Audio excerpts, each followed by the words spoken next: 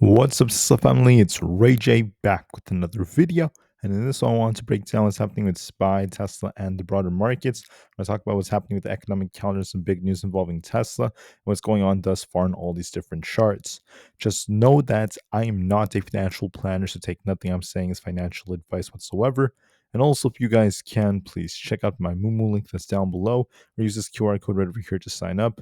If you sign up for Moomoo and deposit $100, you're going to get $20 of free Nvidia stock. If you deposit $2,000, you're going to get $50 worth of Nvidia plus a $100 cash reward. Deposits $10,000 or more to get $300 worth of Nvidia plus $100, or deposit $50,000 more to get $1,000 of free Nvidia plus $100 as well. You're also going to qualify for an 8.1% APY on invested cash, and the offer ends very soon, so use my links down below to get those free NVIDIA shares.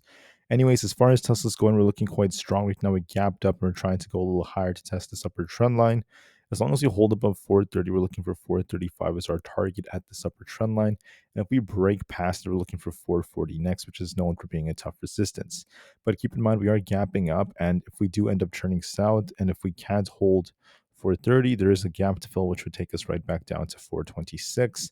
Overall, Tesla's looking a bit more bullish and outperforming the market as we have some bullish news.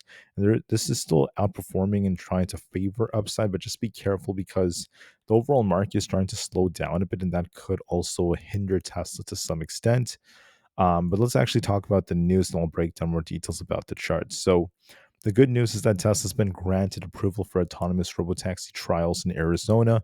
Once again, we've been expanding to many different states. I did go over this yesterday, starting off in Texas and eventually going to more areas in California and Nevada. And now Arizona is next. This is very awesome. They're going to be once again receiving authorization to begin testing their autonomous robotaxis, but they're going to need a safety monitor with it. It still is bullish news nonetheless, and I think this is fantastic. On top of this, there's been some big news as President Trump and Elon Musk were seen as sitting together and actually speaking and shaking hands at Charlie Kirk's memorial. So that's an important piece of news. This also got a lot of investors excited because once again, it appears that President Trump and Elon still are able to shake hands and get along. So that is some good news. Now, keep in mind the reason why investors were very happy about President Trump and Elon having a relationship is because Elon Musk would once again be able to convince President Trump to forge policies that could benefit Tesla, at least to some extent, such as the deregulation of AI and the robotaxi to help them get a lot of approvals faster. And there's a lot of different things that could greatly benefit Tesla. But for now, with Elon and President Trump not getting along, Tesla did dump after that whole, drama was taking place on X. But now that they're shaking hands again, now that they are once again speaking, it just is looking better for investors. And this does once again give them a better view. This is a picture of them shaking hands once again. Not saying it necessarily guarantees they're going to just make policies and they're best friends or anything like that. It doesn't really guarantee that, but it's better than before when they were once again just feuding on X. So I just wanted to put that out there.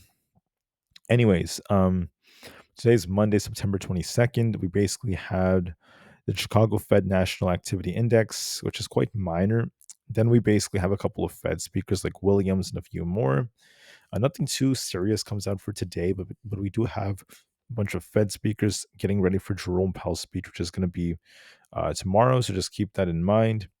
On top of this, there's been some more news coming out. Once again, there's new policy changes involving H-1B visas. Could this also be affecting some tech companies? It's possible. But that's all I'm saying for now. Nothing else is too crazy on the news. Don't forget, we also have Costco announcing their earnings very soon. I think it's going to be on Thursday, so be ready for that. And then besides that, some data has come out that once again, with core CPI kind of decelerating a little bit in August, now the bigger shift is going to be on the jobs market, at least for the Fed. And I'm seeing more news about that. And then this is what earnings kind of look like. We have AutoZone tomorrow, and then Thursdays when we have Costco. Not much comes out for today, so just keep that in mind. So what am I seeing for Tesla? As you can tell, Tesla's making higher lows, and higher lows. Now, if we lose 430, if we can't hold above 430, there's going to be a risk of us returning to basically 426. And we'll see if Tesla can make another higher low and then balance like that in case we're bearish. If we're bullish, you want to see us hold above 430. As long as 430 holds, we're favoring 435, which is where this upper trend line is. We're going to see if we could hold above it.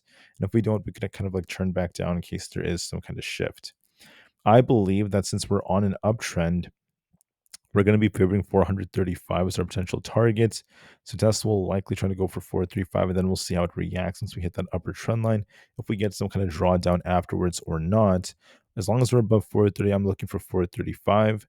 But if 430 fails us, we could be filling this gap down here. We're still favoring upside for now, so 435 is likely going to be tested first.